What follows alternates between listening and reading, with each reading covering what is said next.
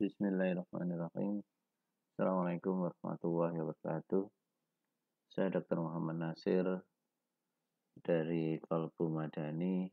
Saya seorang praktisi medis dan saya fokus kepada riset tentang karakter berbasis kolbu karena hanya dengan kolbu itulah kita akan menuju falah, yaitu sukses menurut konsep Allah, yang dimana di situ ada kesuksesan dan kebahagiaan di dunia, di alam kubur, dan di akhirat kelak, insya Allah. Oleh karena itu, hari ini saya mencoba untuk menanggapi permintaan dari audiens untuk membahas tentang bagaimana manajemen kita di saat terjadinya pasca distancing sosial, di mana di sini ada istilah new normal. Jadi new normal itu sebenarnya apa sih? Kalau dibahasakan sederhana itu new normal itu bagaimana kita mensikapi hidup kita setelah kita mengalami namanya distancing sosial tadi, atau pada saat terjadinya wabah COVID dan sampai detik ini belum bisa dipastikan bahwa COVID itu kondisinya seperti apa pada suatu negara atau suatu daerah tertentu.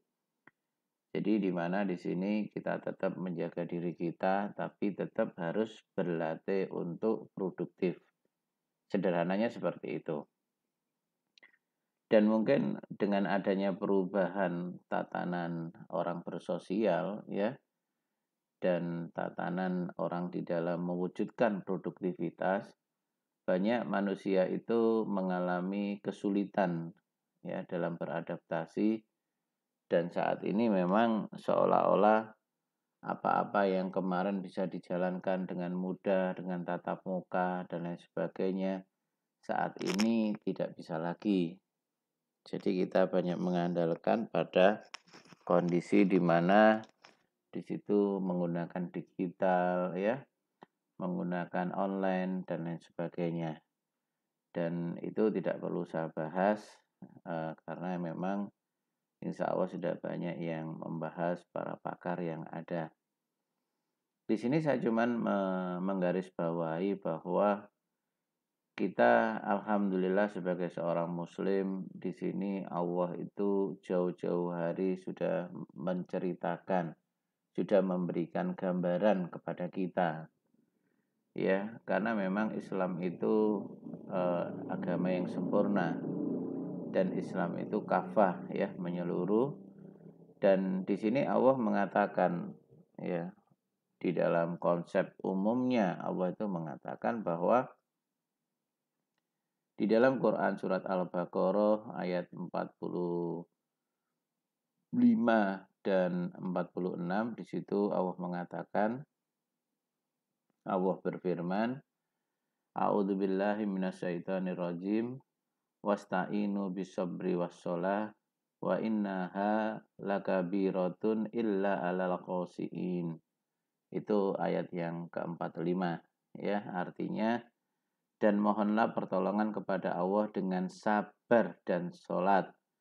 Dan sholat itu sungguh berat kecuali orang-orang yang khusyuk. Jadi di sini ada beberapa poin yang bisa kita kaji. Pertama, Allah telah memberikan sebuah informasi bahwa Allah telah menyediakan sebuah fasilitas kepada kita di dalam menyelesaikan persoalan hidup kita. Yakni pertama, poin yang kita catat adalah Allah mengatakan dengan sabar. Ini kondisi ini harus diyakini saudara-saudaraku. Jadi kita tidak boleh tidak meyakininya. Jadi kalau kita nggak bisa melakukan itu urusan kedua. Tapi yang pertama kita harus pahami di dalam Quran surat Al-Baqarah tadi, ayat 45, Allah telah menyediakan sarana bagi orang-orang yang memohon pertolongan kepada Allah, itu pertama itu dengan sabar. Kedua, dengan sholat. Ya. Dan Allah mengatakan, ya, kondisi ini tidak akan mampu untuk dilakukan atau berat dilakukan kecuali pada orang yang diberi Allah kekhusyukan atau kita memproses diri kita untuk menuju khusyuk. Dan mungkin kita akan bertanya-tanya, sabar yang dikehendaki Allah atau bagaimana kita itu memproses diri kita untuk menuju kesabaran? Kira-kira gimana? Jadi padahal orang tua kita itu dari kita kecil itu selalu ngomong sing sabar ya, nak ya. Sing sabar ya, rek ya. Nah, tapi sampai detik ini kira-kira kita itu sudah dalam kategori sabar atau tidak? Karena kalau kita itu hidupnya dalam kategori sabar dan sholat kita itu juga bagus ya, atau hidup kita itu penuh dengan kekhusyukan, maka berarti kita itu dalam hidup itu selalu mendapat pertolongan Allah. Ya, orang yang mampu melakukan ini, ibarat saya itu bahwa orang itu selalu mendapatkan solusi di dalam hidupnya. Solusi dalam hidupnya. Ya, karena Allah sendiri yang janji, Allah yang tahu diri kita, Allah yang menguasai alam, ya. Ini janji Allah, penguasa hari ini, nanti dikubur maupun akhirat.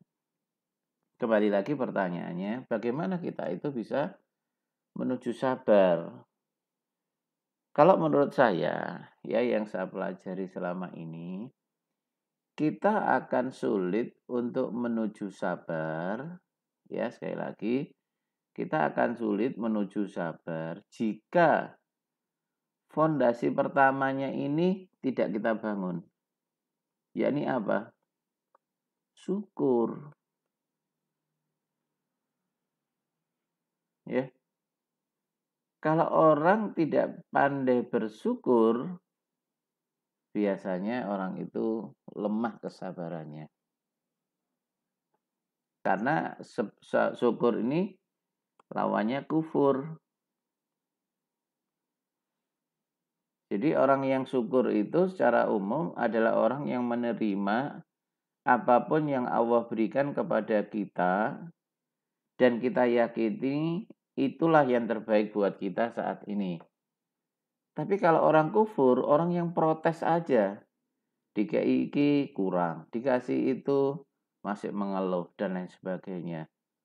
Maka orang yang kufur ini jauh untuk mengarah kepada sabar.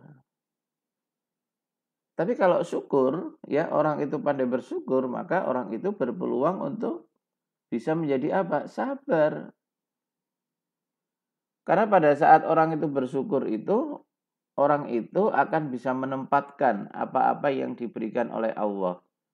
Pada saat ia itu dikasih PR sama Allah, dia itu akan tahu bahwa disitulah dia itu harus tetap meyakini bahwa apa yang Allah berikan ini adalah bagian dari nikmat Allah, pembelajaran buat dirinya, bukan untuk menghukum dirinya. Dan ia yakini kalau sesuatu yang Allah berikan saat ini yang bersifat nggak enak itu akan selesai.